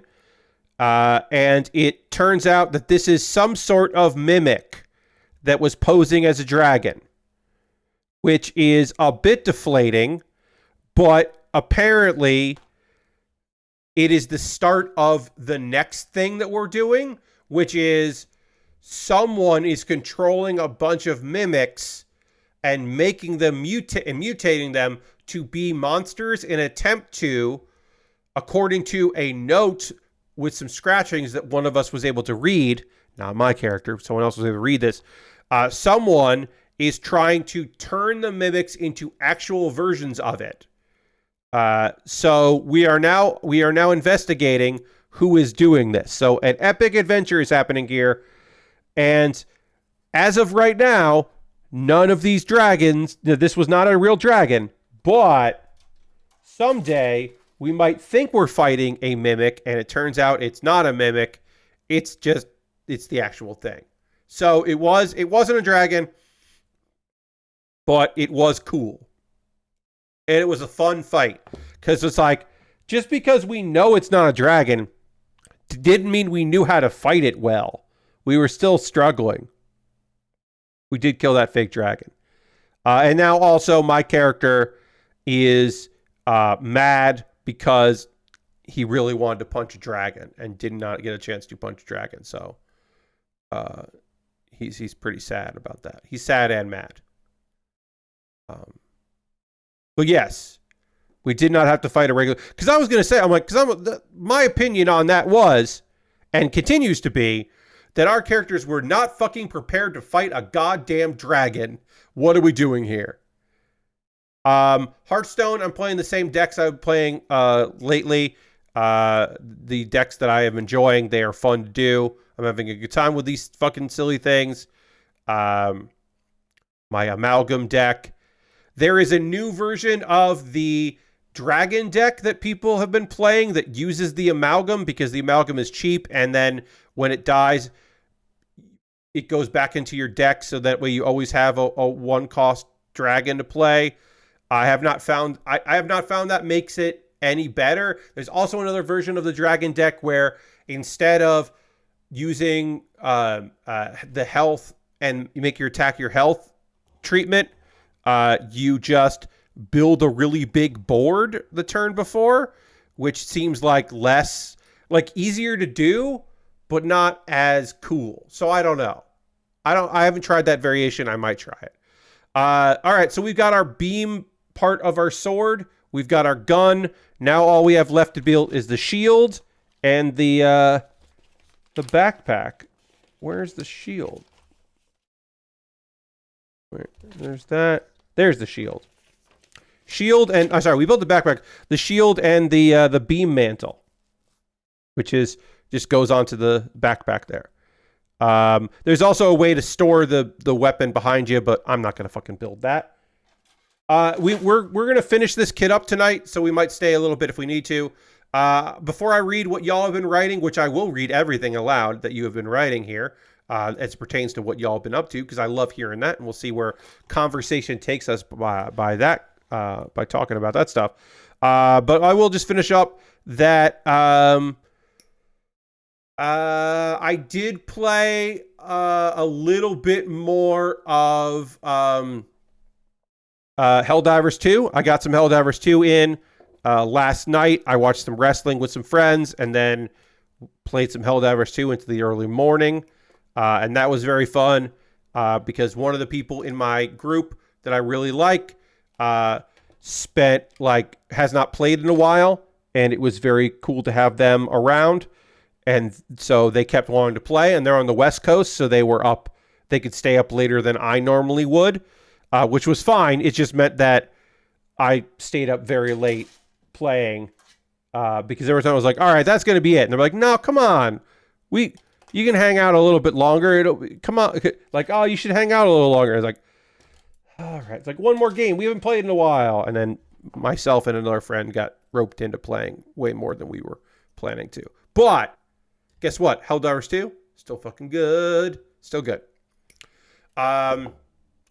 Also, just a reminder before I read what y'all have been writing here, that tomorrow's stream, and I'll mention it right at the end, but I wanted to say it now, because sometimes when I start doing the wrap-up, people bounce, so I want to get you while you're still here. Tomorrow, 9 p.m. Eastern, the Mega Picker, which is a Jackbox software program where you can see every game you have available that's a Jackbox game, all the mini games within the games, and then you can just pick what you want to pull from.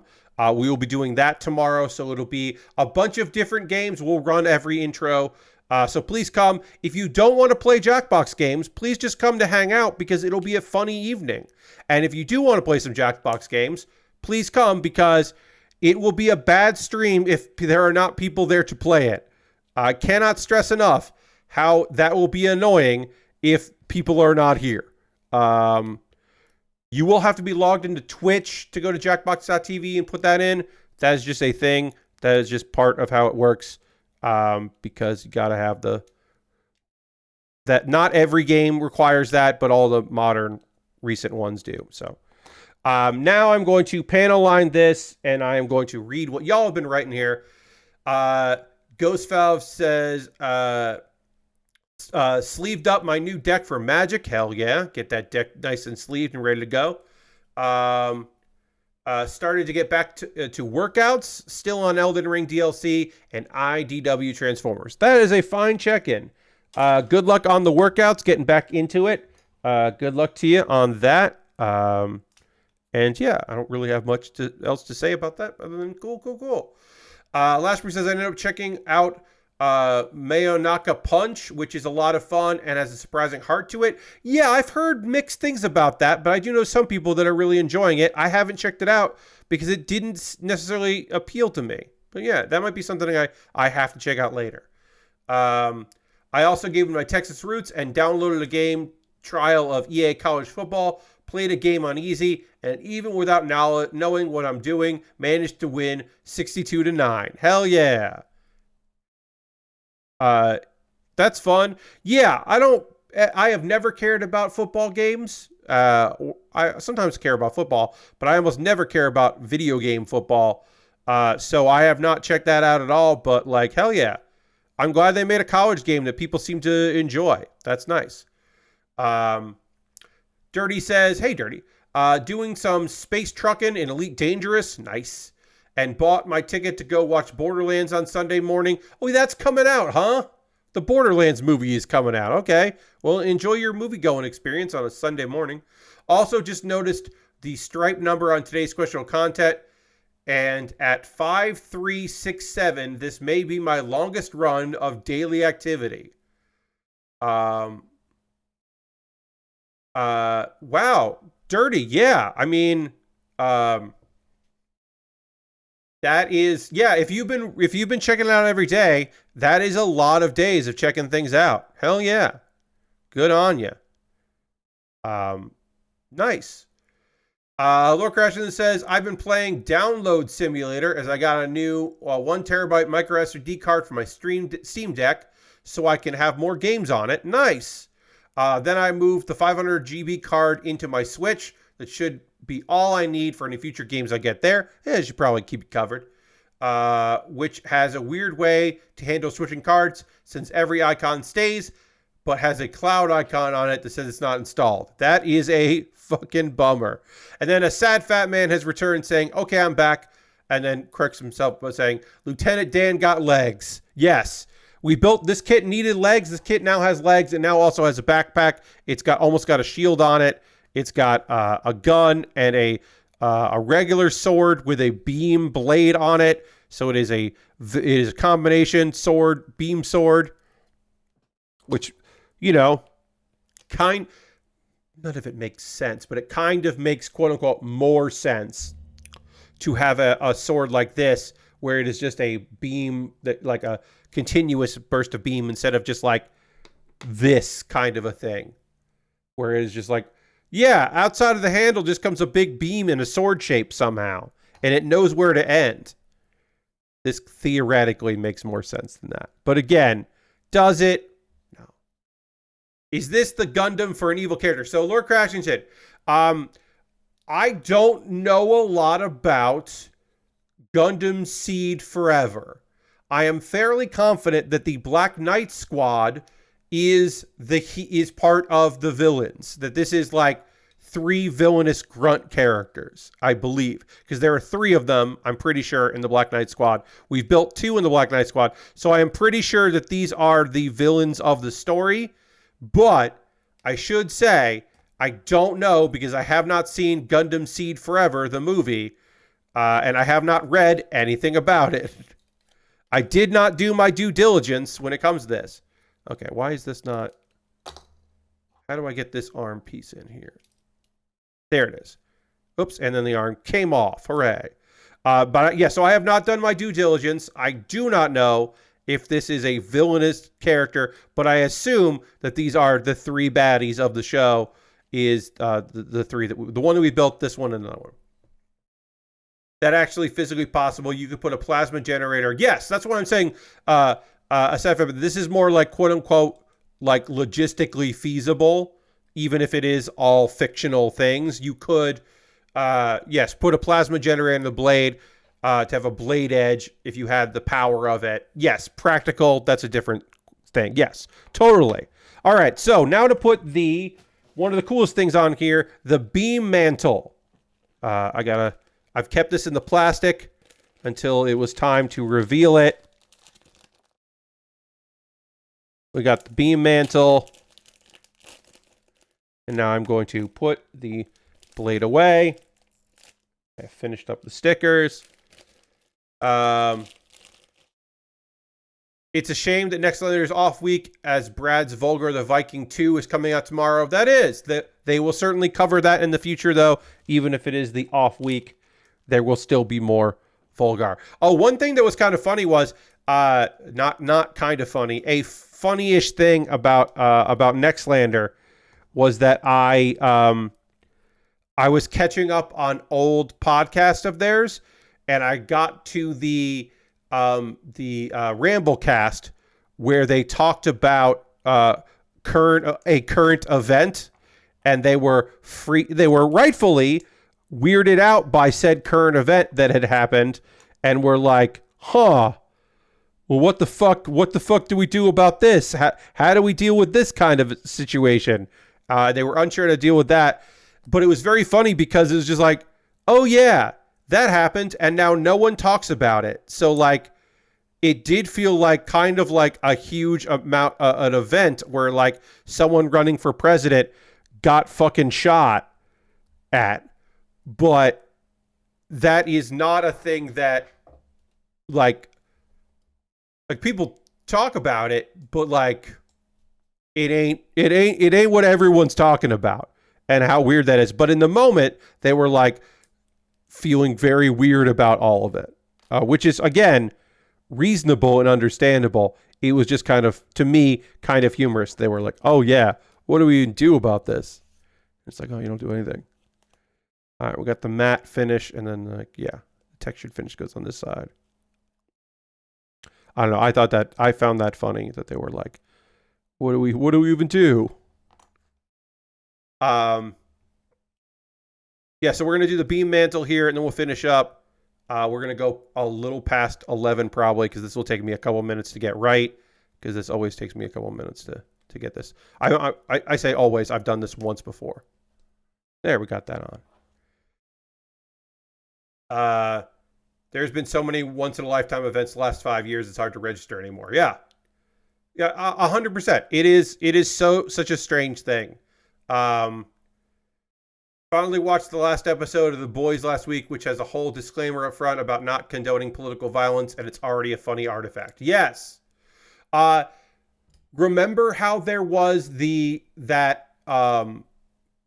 forget the name of it, but there was a anime about these girls that all wanted to be comedians. They were trios, comedy trios, and there was this competition thing, and they like skipped an episode, and they were like, this episode is unfortunately timely, and that was not our intention. And it was that like someone was trying to kill the prime minister of Japan, and like had like put a hit out. There were like assassins, and it was like played for laughs because of course it was, because it was a comedy series.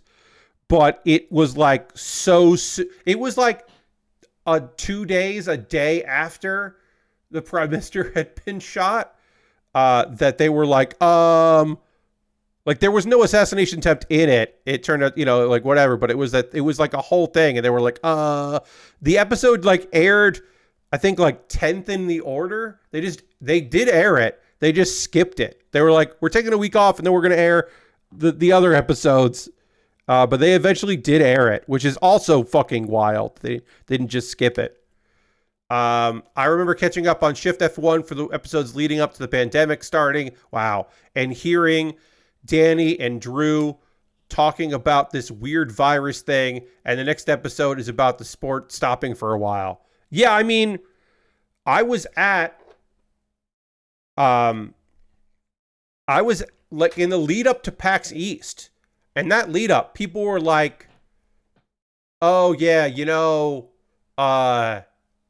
it's weird, and oh, that's so. Nintendo said that Nintendo pulled out, and then Sega said, if you don't want to go, you don't have to go. So like some of the Sega employees didn't show up, and it was like, oh, and some people canceled. It's like, oh, that's weird, but like I don't know. Yeah, ECCC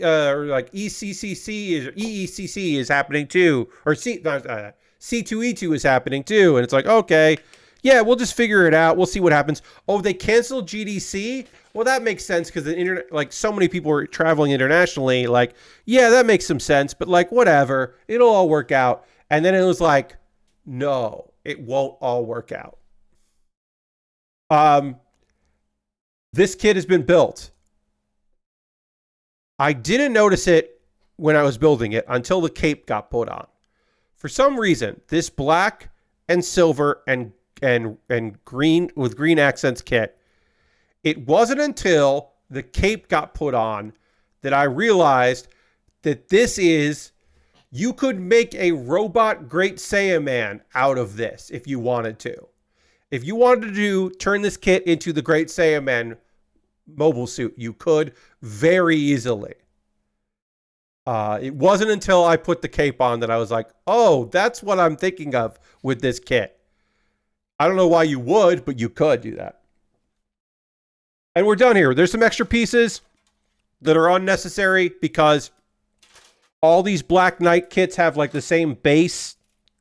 So there are some parts that aren't needed that were on, that are going to be used on another kit. There's some pieces here you just don't use. That happens. You can save them for whatever, for kit bashing and the like, or just having extra parts. But we completed it. We finished the kit. On Thursday, I will start a new model kit, and I'll show you what that is now. Here it is. It's Char's Gelgoog. That's right. We have built a Gelgoog before, but we've never built Char's Gelgoog. Is it just like a regular Gelgoog? Yes.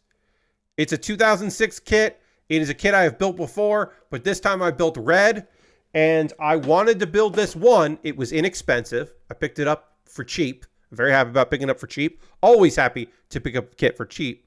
But two, we've already built the Zaku 2 for Char. We built something else that was Char's that I can't remember. But we've built the Sazabi, of course.